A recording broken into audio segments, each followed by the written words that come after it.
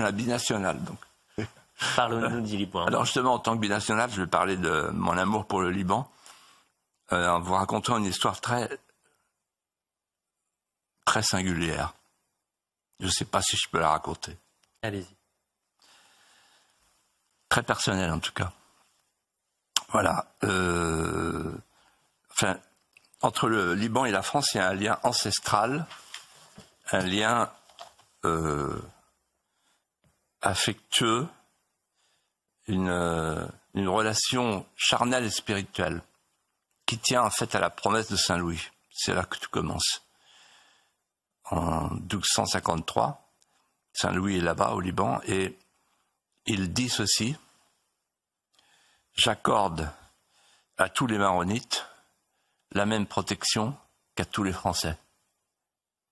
Ça fait 8 siècles. Cette promesse n'a jamais été oubliée par les Libanais.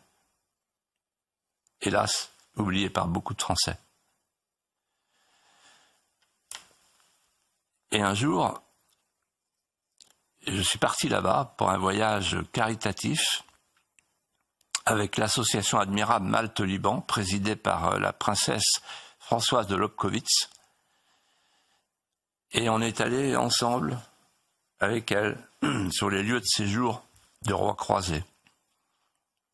Et à un moment donné, il y a un moment pathétique.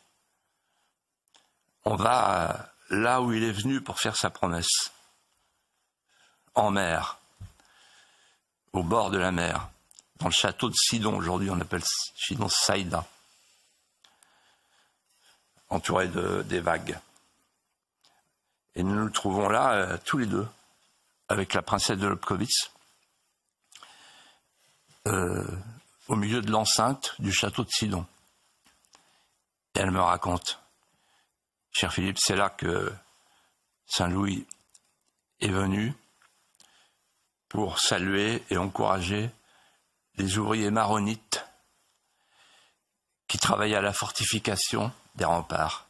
Et là, s'il est arrivé trop tard, ils ont tous été égorgés. Il s'est avancé, ce que raconte Joinville, son mémorialiste, il s'est avancé en trébuchant, vaincu par le dégoût. Et puis il a ramassé les corps lui-même, tout seul. Il les a pris dans ses bras, tout pourris, tout puants. Ses soldats le regardaient, il s'est adressé à eux et à ses proches en exhibant de l'évangile, le baiser du lépreux, pour les enterrer, pour leur donner une sépulture. À ce moment-là, j'observe la princesse. Elle a les yeux embués. Je sens que défile dans ses yeux toute l'histoire, toute la grande histoire, toute cette histoire douloureuse et glorieuse. Et moi, je regarde autour de moi les murs déchirés, les mêmes, rien n'a changé, les moignons déchiquetés, les témoins douloureux du drame encore debout. Et là, la princesse s'approche de moi. Elle est née Françoise de Bourbon, et se souvenant qu'elle est la petite fille de Saint-Louis, avec cette manière élégante, poétique,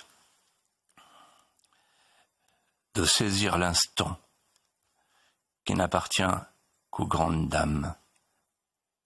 Elle me serre dans ses bras et elle murmure: cher Philippe, moi, la petite fille de Saint-Louis, j'accueille ici, dans cette ruine vivante, dans les entrailles de cette ruine, le petit-fils du chevalier croisé, mort à Saint-Jean-d'Acre.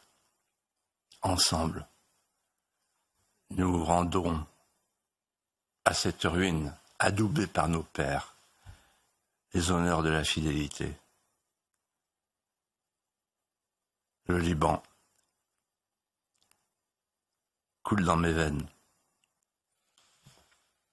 Le Liban coule sans le savoir dans les veines de tous les Français.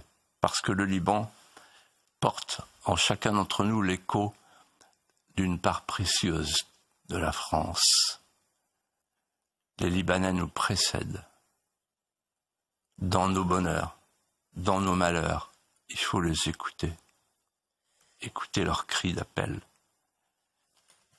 Le chêne et le cèdre, aux ramages entremêlés, appellent nos affections communes pour la suite des temps.